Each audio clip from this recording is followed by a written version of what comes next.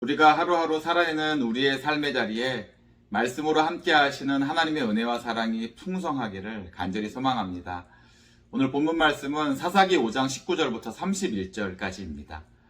사사기서 5장은 드보라와 바락이 가나안 군대와의 전쟁에서 승리한 후에 부른 노래입니다.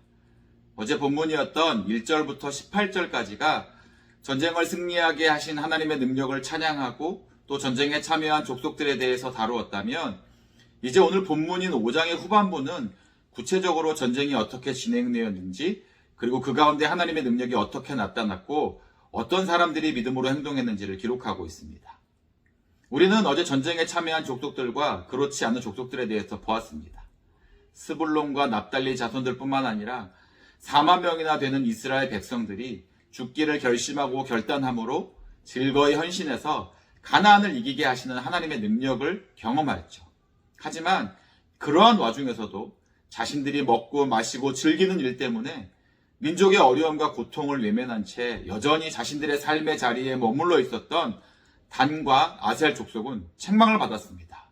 아니, 오늘 본문을 보니까 책망을 받은 것으로 그치지 않았습니다.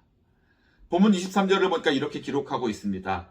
여호와의 사자의 말씀에 메로스를 저주하라. 너희가 거듭거듭 그 주민들을 저주할 것은 그들이 와서 여호와를 돕지 아니하며 여호와를 도와 용사를 치지 아니함이니라 하시도다 라고 했습니다. 여기서 메로스는 지명인데요, 성경에서 메로스라는 지명은 오늘 본문에서만 등장합니다. 그래서 메로스라는 곳이 어디인가에 대해서는 몇몇 의견들이 있는데, 아마도 스불론과 납달리 자손들이 진쳤던 다볼산 근처나 가나안 철 병거들이 모였던 기손강 근처의 마을일 것으로 추정합니다. 아무튼 이스라엘과 가나안과의 전쟁이 일어난 곳과 가까이 있어서 전쟁을 도와야 할 의무가 있었던 마을이었던 것 같습니다. 드보라와 바락은 승리의 감사와 찬양의 노래에서 여호와의 사자가 전한 말씀대로 전쟁에 참여하지 않은 다른 이들을 다시 언급하면서 23절을 보니까 두 번이나 저주하라고 반복해서 말을 하고 있습니다. 그저 책망하는 것에 그치지 않았다라는 것이죠. 여러분, 이스라엘과 가나안의 전쟁은 그저 민족과 민족과의 전쟁이 아니었습니다. 그것은 하나님의 뜻을 이루기 위한 하나님의 일이었죠. 그래서 23절을 보면 저들이 이스라엘을 돕지 않았다라고 기록하지 않고 여호와를 돕지 않았다라고 기록하고 있는 것을 우리는 주목해야 합니다. 왜 이것이 하나님의 일입니까? 하나님께서 계획하셨고 하나님께서 싸우셨기 때문입니다. 20절을 보면 이렇게 기록하고 있죠. 별들이 하늘에서부터 싸우되 그들이 다니는 길에서 시스라와 싸웠도다. 그리고 21절은 기손강은 그 무리를 표류시켰으니 이 기손강은 옛 강이라. 내 영혼아 내가 힘 있는 자를 밟았도다 라고 했습니다. 하나님께서 세우신 뜻과 계획을 이루기 위해 하나님께서 친히 싸우신 싸움이라는 것입니다. 하나님께서 기손강에 모인 가나안 철 병거들을 초자연적인 현상으로, 그러니까 그것이 강한 바람이었는지 우레와 벼락이었는지 아니면 폭우가 내린 것이었는지 알 수 없지만 무엇인가 철 병거들을 꼼짝달싹할 수 없게 만드는 것 때문에 저들이 속절없이 이스라엘의 공격에 제대로 반격해보지도 못하고 패배를 당하게 되었다는 것을 말씀하고 있는 것입니다. 그래서 우리가 보기에는 이스라엘과 가나안의 전쟁이 사람의 일 같지만 본질은 그것이 하나님의 일이었음을 알려주는 것입니다. 그렇기에 그러한 하나님의 일을 돕지 않고 동참하지 않은 사람이 얼마나 불행한 결과를 얻는가를 오늘 본문은 보여주고 있습니다. 여러분, 성경에서 저주가 임할 때 나타나는 현상이 어떤 줄 아시죠? 여인들이 임신을 하지 못하게 되고 땅에 비가 내리지 않아서 가뭄이 들고 그래서 결실을 얻지 못하게 되지요. 육체에 질병이 오게 되기도 합니다. 때로는 죽음에 이르게 되는 경우도 있죠.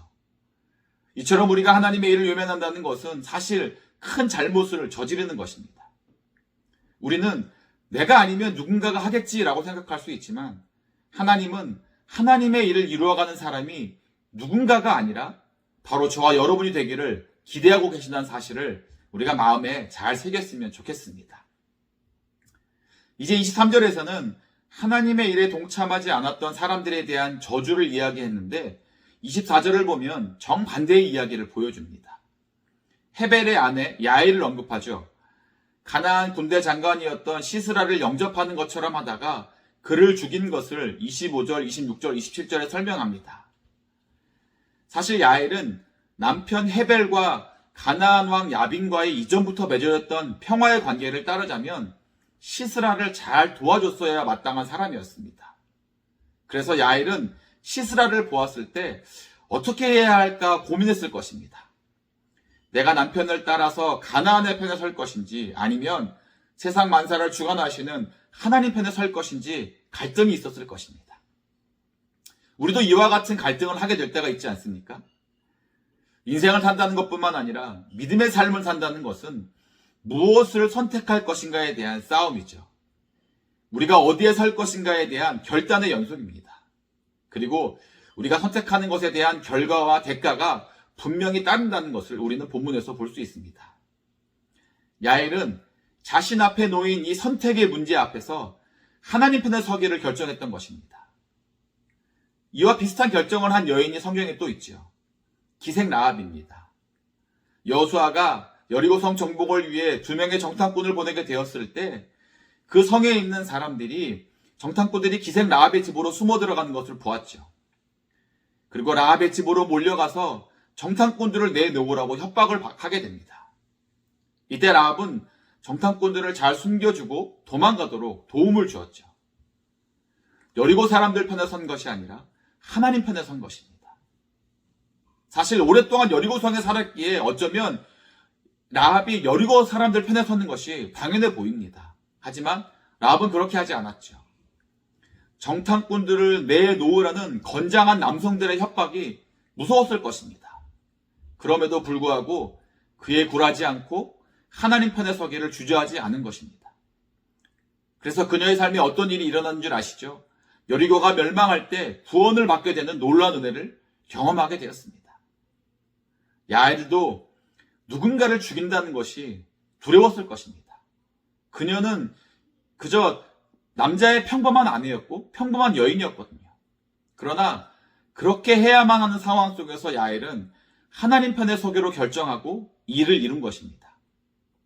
이 사건을 통해서 우리는 야엘이 하나님을 두려워하는 여인이었음을 알 수 있습니다.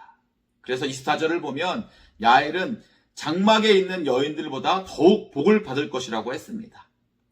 장막에 있는 여인들은 이스라엘에 속한 모든 여인들을 말하는데 그 어떤 여인들보다도 복받은 여인이 될 것이라고 말씀하는 것이죠.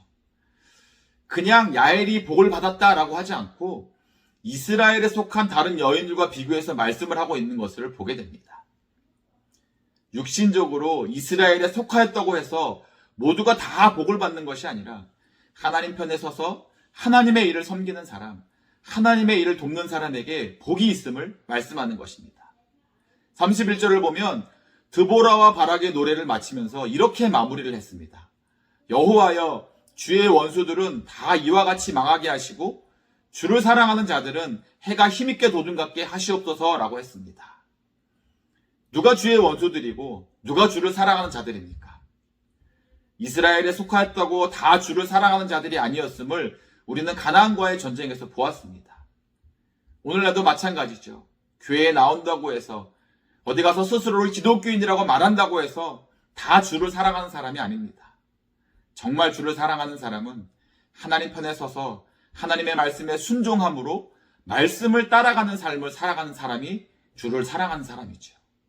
주님을 사랑한다는 것을 삶으로 증명할 수 있어야 하는 것입니다.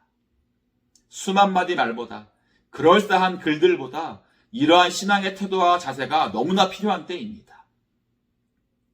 우리가 하나님 앞에 분명한 믿음의 태도로 설 때에 오늘 본문에서처럼 우리에게도 야엘이 받았던 복과 같은 놀라운 하늘의 복이 함께 할 것이라고 믿습니다.